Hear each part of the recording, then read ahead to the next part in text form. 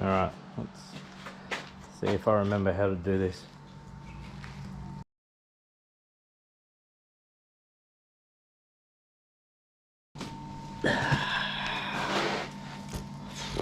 Right. G'day everyone, welcome back to another video. It's been quite a while. I'm starting to get my hair back from one of the OG videos. Well, I don't exactly know where to start with this one. You know, the whole channel's sort of gonna go towards a bit of a different direction, I reckon. Long story short, it's all turned to shit. So the Land Rover from the previous video, that is now gone. We've moved that on. My wife's old Adventurer, the 5.7 litre V8, that is also gone. That one shit itself the day before we moved. We moved house, yes. We're actually now a hell of a lot closer to Perth, so lifestyle is a hell of a lot better. Now for the main event, the main car for the channel, and basically sort of like the staple for the channel really. It was the highlight, that's what the channel was for. The old Nugget, the wagon. That too is unfortunately gone.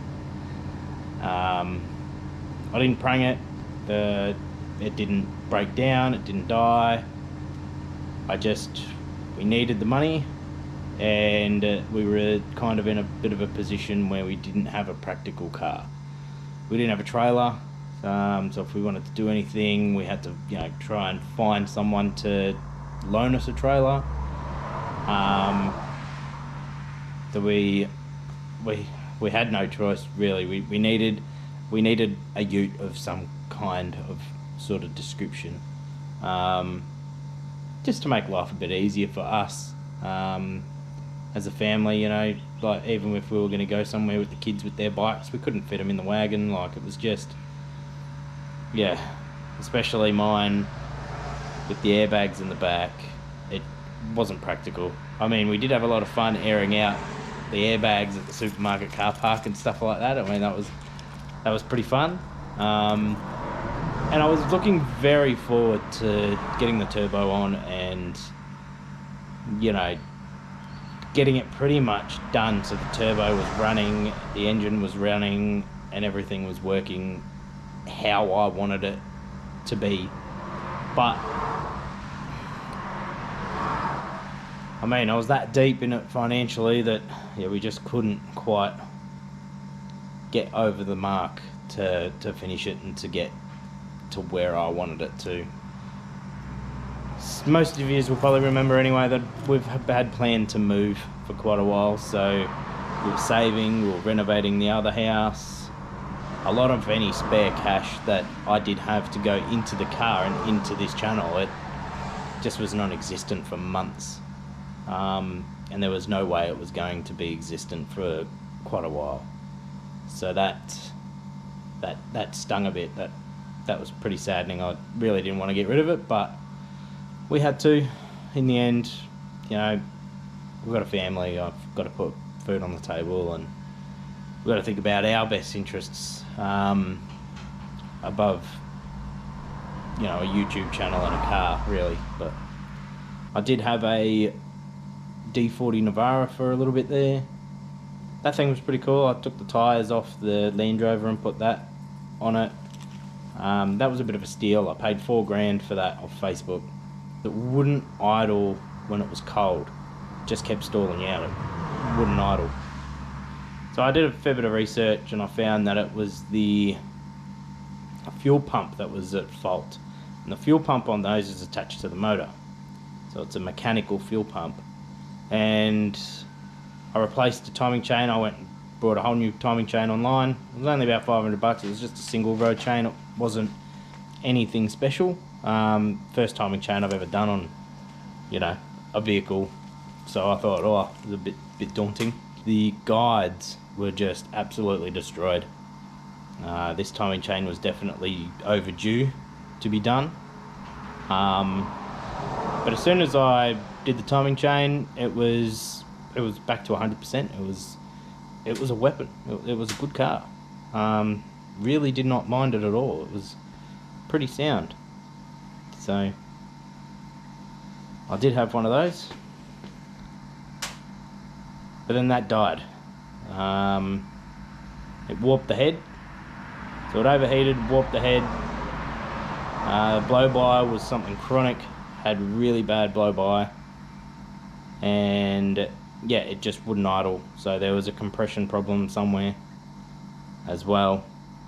And I should have known for a motor that's got 16 head bolts, should have known probably not to trust the head. But yeah, look, I mean, I limped that. That happened to us one morning on the way home from work after night shift. Steam coming out of the bonnet. There was just coolant getting everywhere.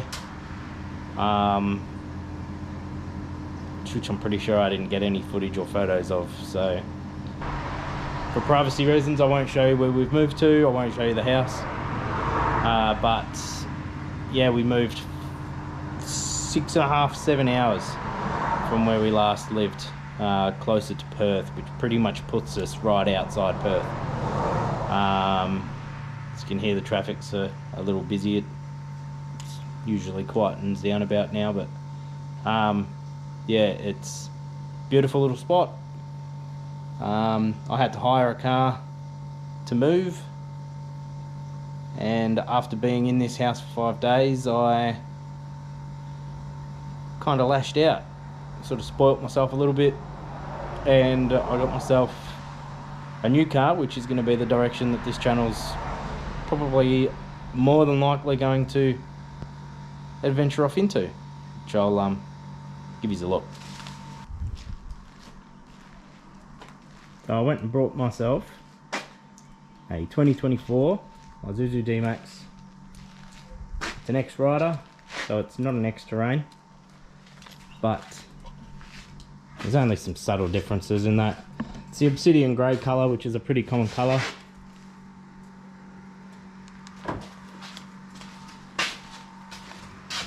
First ever brand new car. Oh man, I've cleaned it only the other day.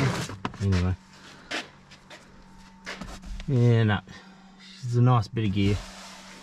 I love this thing.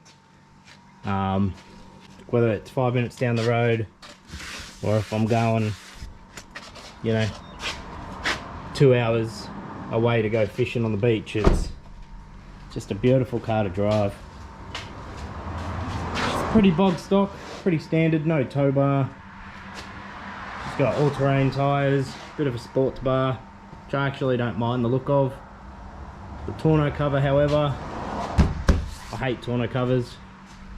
That thing's already giving me the shits. It's got a 6-speed automatic. Not that I'm going to tinker with that at all. It's got the Ford JJ3 Isuzu engine in it, so built like a brick shit house. They're bloody tough, they're reliable. So I guess as for sort of mods with this for the engine, I'll probably look at just getting a tune for now. Bit more sort of horsepower, a little bit more torque. Try and really look at the fuel economy for this thing. It's actually not too bad. I average around 7.8 to 8.2 litres per 100 k's. So it goes really well. I'm actually quite impressed. It's the best fuel economy car I've ever had. As for the rims and tyres, I'm not 100% sure. I was toying with the thought of maybe putting on some new rims, going maybe a 275, 285, putting a bit of a lift in it, 3-inch lift on the front, lift up the back 2 inches. I'm not 100% sold on that yet. I'll probably just upgrade these tyres. These are shit in the mud, absolutely crap. And in the gravel, they're no good. They're shit. In the wet and on the bitumen, they're pretty good, but I'll probably throw these ones out. These are 255 65 17s, and I'll upgrade those to a 265 70 17. That'll give it a little bit more clearance. That dirty bloody footstep, I might even rip that off, replace that for a steel one, a bit more low profile, get it up a bit higher. That's pretty flimsy as well. I've stood on it a couple of times just to wash the roof, and it's just, yeah, you got to hold on for dear life. For the canopy, I am contemplating a steel or even aluminium. Can't quite afford the aluminium at the moment, so I may even just go steel. I'm not quite sure, but that's going to be sort of like full length canopy. They don't sit too high, they sort of sit in line with the roof sort of business, so they're not a bad looking canopy. That means that in the back I can kind of set this up a little bit better for our kind of adventures. It has gotten a bit of a workout since I've had it. 6 months old and it's done 13,000 Ks, so I mean, I drive it, I don't just let it sit around.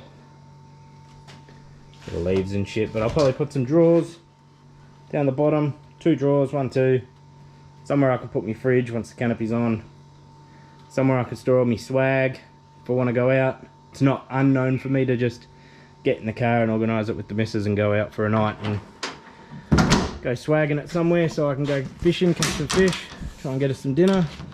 The canopy also comes with some mounts that I can put a roof rack on top of the canopy, so it's actually not bad idea.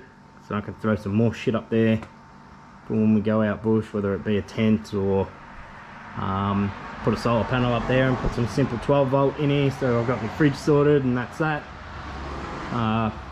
Could even fit a 270 awning on there, go right across from pretty much the passenger door right around, cover the whole back of the canopy, and then I can pretty much design some sort of fold out table that'll come out, and that's got me sorted. It's good too for if we go out like that with the kids, we can take our food and whatever else, and we don't have to be in a mad rush to try and bloody get home. As for the roof, I do want to put a roof rack up here. Nothing special, it's pretty much just going to have sort of extra storage space where I can put things, you know, i.e. swag, water bottles, fucking whatever. It doesn't exactly matter, it's not a priority, but it is somewhere for me to put things on, and it also produces content for you guys to watch me get back to making videos on random shit. As for the interior, there's nothing really to write home with.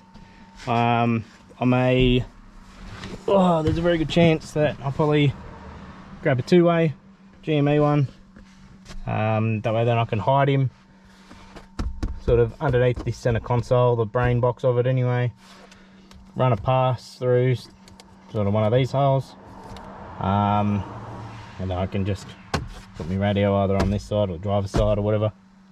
At least then when I go out with mates, have a chat with them, figure out where I'm going, and that way then too, if I get stuck, I've got a means to try and get a hold of anybody to, yeah, send me some help. Probably some max tracks up on the top. I do want to try and take this thing out on the sand, go and do some beach fishing. Haven't driven a car on the sand yet, so pretty keen to give that a go. I love it. It's just looks tough, man. I'm absolutely stoked with this thing. So anyway, yeah, that's, well, as far as update videos go, that's pretty much about it. I got my piece of shit there. I got the missus another car. She needed one to run the kids around with, so she just got a little Astra. This thing's actually pretty sick. I don't know if it's unlocked. She only paid 1,500 bucks for it. Bit of damage down the driver's side. It's locked, but it has 62,000 kilometers on it. 62,000 Ks. It's just absolutely crazy. There's a few dents and whatnot on it, but that's the good side of the car. But I mean, that thing's wicked, like absolutely wicked. Best little buzz box for it. Bloody perfect. But as I was saying, it's pretty much going to do for this update sort of video. There's really not a whole lot to sort of write home about. I did it tough for a little bit there, but we're slowly getting back on our feet now. We've got a big mortgage now. It's about 3 times what our last one was, so it's quite a lot more.